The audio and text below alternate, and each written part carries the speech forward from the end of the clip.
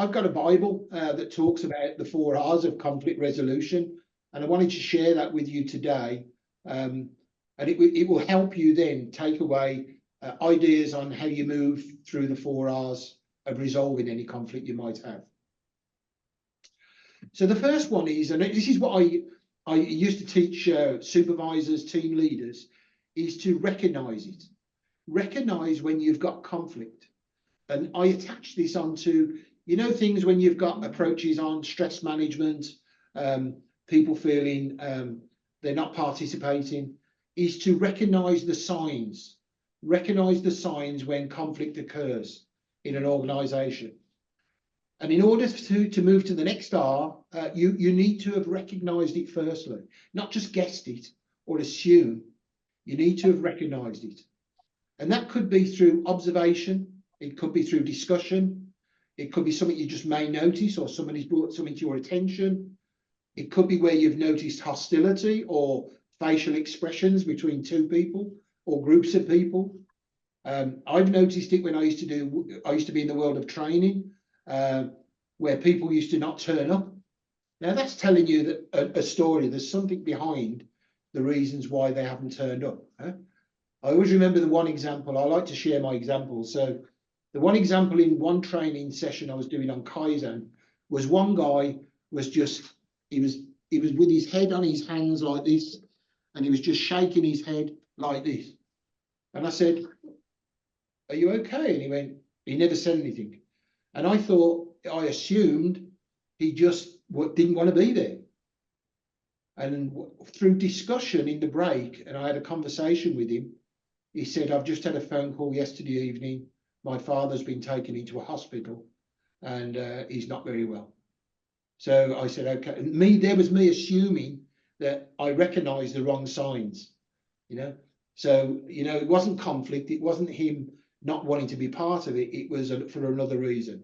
So we had a different conversation about, well, I think I know where your priorities should be, and you should be with your father. So we had that conversation. But if you don't do that, and you just assume that you just don't want to be here, then that will lead to another situation. Also, when you have people openly displaying aggressive behaviour, and I'm sure some of you have come across that, or have differing aggressive opinions, or as I mentioned earlier on, when you talk about ants, you know, I talked about ants and you've referred to it a couple of times.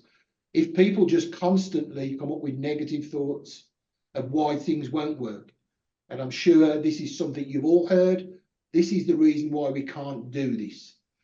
You'll hear that quite a lot. So firstly, when you recognize it, you need to understand what type of conflict it is. Because if you don't know what type of conflict it is, you won't know what kind of actions you need to take to address that. So, and what you're dealing with. So this will help them with approaching it in the next way.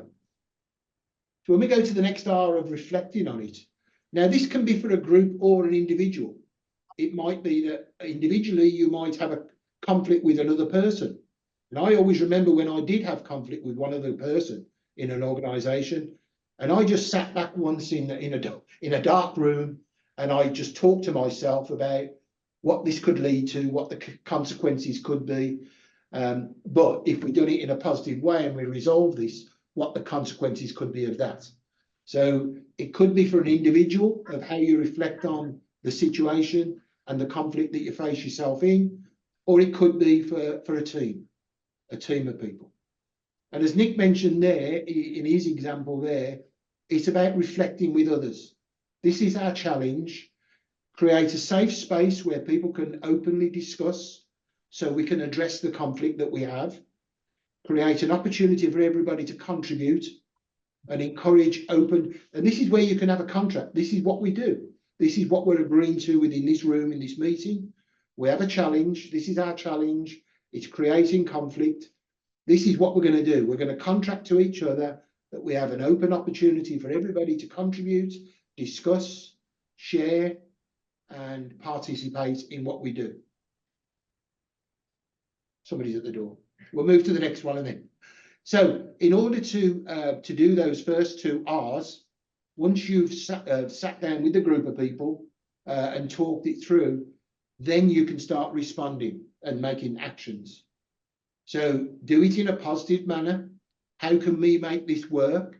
What do, and Nick referred to it there, how can we make this work? What do we need to do different?